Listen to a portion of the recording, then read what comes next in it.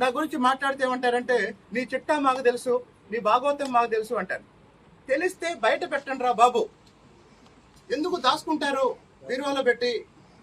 కొలిగపూడి శ్రీనివాసరావు ఏమన్నా తప్పు చేస్తే వాస్తవానికి కొలిగపూడి శ్రీనివాసరావు ఎప్పుడు దొరుకుతాడా అనే చూసే వాళ్ళకి మీరు ఈ సమాచారం ఇవ్వండి.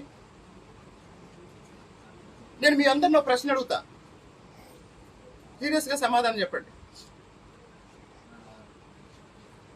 గత కొద్ది నెలల్లో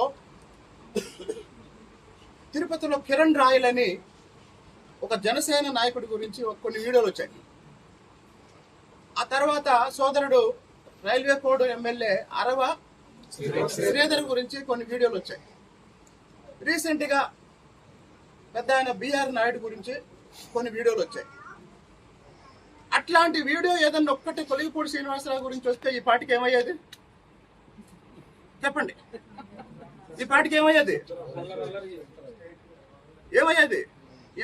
ఇరాను అమెరికా యుద్ధం పోయి ఇదే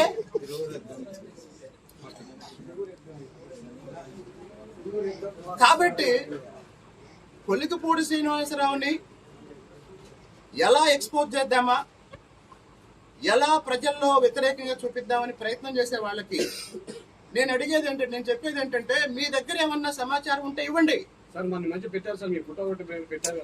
దానికి వెంటనే సమాధానం ఇచ్చా కదా. నా ఫోటో పెట్టి మార్ఫింగ్ చేసి ఫోటో ఇస్తే ఎవరైతే మార్ఫింగ్ చేశారో ఆయన ఫోటో పెట్టి నేను రిలీజ్ చేశాను. కాబట్టి నాకు తెలిసి అసలు ఇంత ధైర్యంగా ఇంత గట్టిగా తప్పు చేసిన వాడు మాట్లాడు, లేదా సరే మళ్ళీ అసలు విషయానికి వద్దాం. ఇంకో ప్రయత్నం కూడా జరుగుతుంది. నా గురించి నీచంగా పోస్టులు పెట్టించి, నా గురించి దారుణంగా తిట్టించి, ఆ పోస్టులు చూసి, ఆ వీడియోలు చూసి నేను స్పందించి, నేను ఆవేశపడి, నేను రెచ్చిపోతానేమో అని ఒక ట్రాప్ వేస్తున్నారు.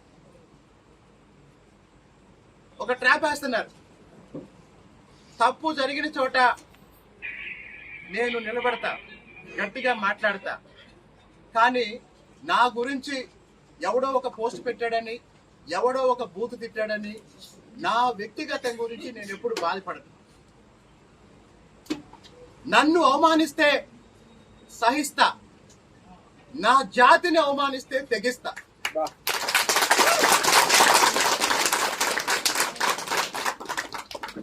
కాబట్టి తిరువూరు నియోజకవర్గం ఎస్సీ రిజర్వ్డ్ నియోజకవర్గం కావచ్చు, కానీ ఎమ్మెల్యేగా గెలిచిన తర్వాత కుల మతాలకు అతీతంగా అన్ని కులాలకి సమాన న్యాయం చేస్తూ ఎక్కువ జనాభా ఉన్న వాళ్ళకి ఎక్కువ న్యాయం చేయాలని ప్రయత్నం చేస్తుంటే అది కొంతమందికి నచ్చట్లేదు.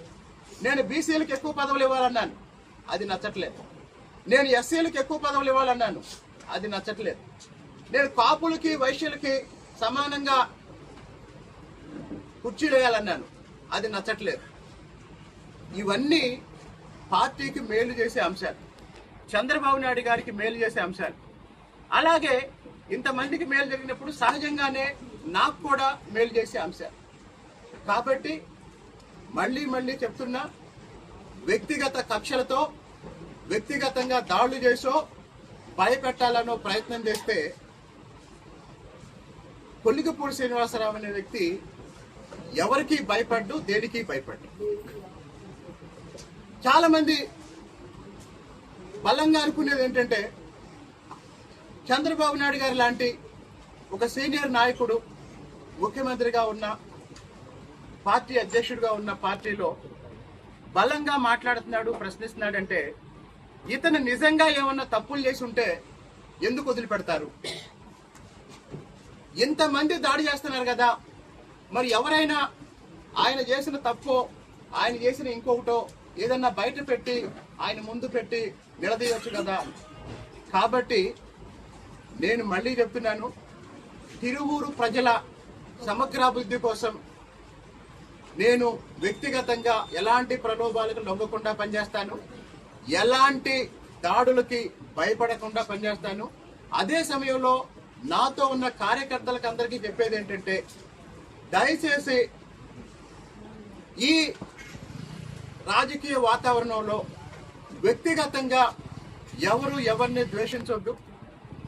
పార్టీలో మీకు నచ్చితే కలిసి పనిచేయండి, నచ్చకపోతే మౌనంగా ఎవరి పని వాళ్ళు చేసుకోండి తప్ప ఎవరో రెచ్చగొడితే గొడవలకు పాల్పడి కేసుల్లో ఇరుక్కొని మీ జీవితాలు పాడు చేసుకోవద్దు.